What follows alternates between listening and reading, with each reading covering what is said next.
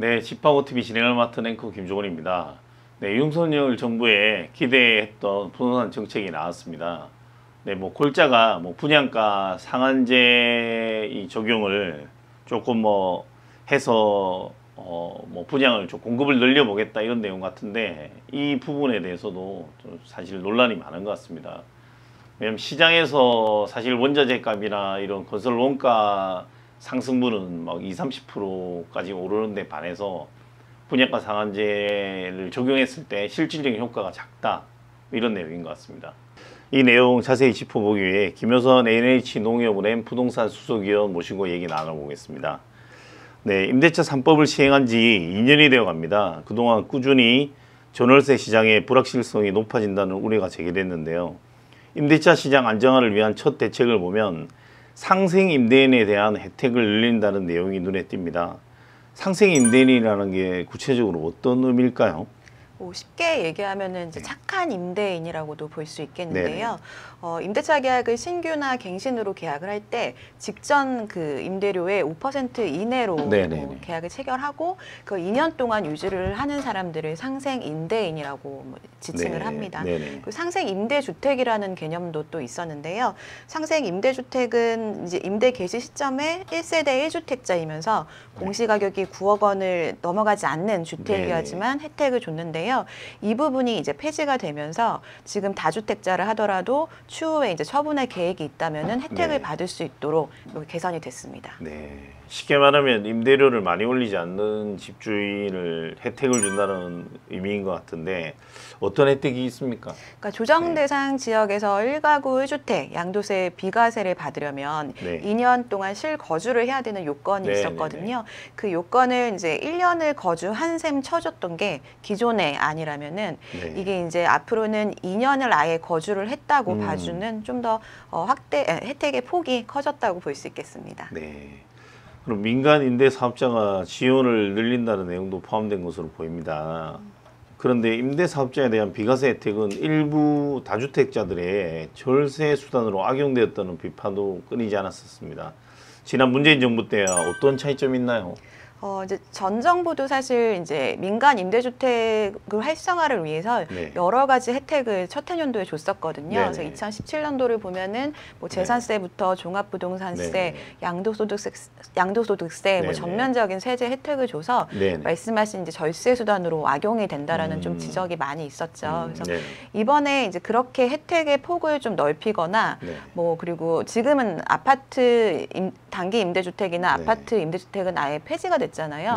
그런 부분들을 부활시키는 그런 정책은 아니고요.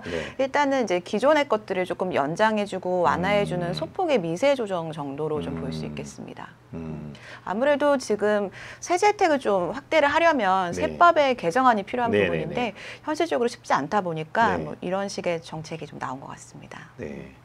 그럼 임대인에 대한 혜택이 있다면 그 임차인에 대한 정책도 한번 살펴보겠습니다. 우선 월세에 대한 제도 보완이 나왔는데 최근 월세 거래가 증가한 것이 영향을 미쳤다고 볼 수 있을 것 같습니다. 월세 비중이 정말 이렇게 많이 높아졌나요? 네, 서울만 보면은 확실히 높아진 게 좀 사실입니다.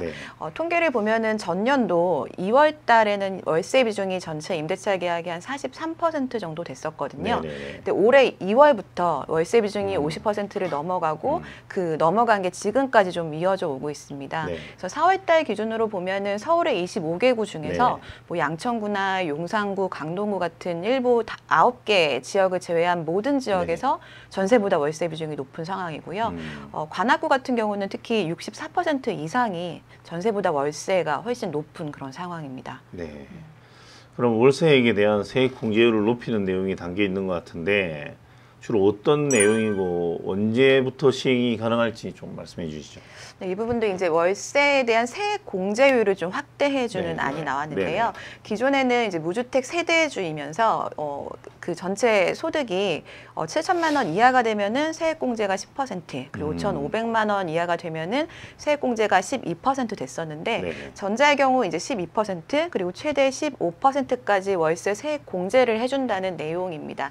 이 수준은 이제 의료비나 아니면은 이제 교육비 같은 세액 공제율이랑 동일하게 좀 맞춘 부분이라고 볼 수 있겠습니다. 네. 예. 그럼 하반기 임차 시장 불안에 대해 여러 가지 정책이 나왔는데 지금 이런 정책들이 현실적으로 사실 얼마나 도움될지 조금 생각했던 것보다 좀 가격하게 표현하면 실망스럽다 내지는 아쉽다는 표현들이 좀 많은 것 같은데 좀 그 부분에 대해서 말씀해 주시죠. 네, 기대했던 것만큼은 좀 네. 아쉬운 부분이 사실일 것 같습니다. 네네. 여러 가지 공약의 과정에서는 임대차 3법을 뭐 폐지하고 가장 우선적으로 좀 네네. 뜯어 고치겠다, 뭐 네. 이런 발언들도 좀 많이 나왔었는데요. 아무래도 현실적으로 이제 법이다 보니까 네네. 이제 법령 개정이 다 필요한 음. 부분이잖아요. 네네. 근데 지금은 이제 아시는 것처럼 이제 여소야대 형국이기 네네. 때문에 그 부분이 여의치 않을 거라고 좀 미리 음. 판단을 하고 할 수 있는 선 안에서 좀 네네. 최대한의 그 영끌 정책이라고 그렇죠. 좀 볼 수 있을 것 같아요. 그러네요. 네. 민주당 동의 없이 할 수 있는 뭐 시행령 개정이나 네. 이런 것들만 다 말 그대로 연끌로 했네요. 네. 그래서 사실은 이제 임대차 3법도 임대차 3법이지만 네네. 이게 임대차 시장은 완전 실수요 시장이기 때문에 네.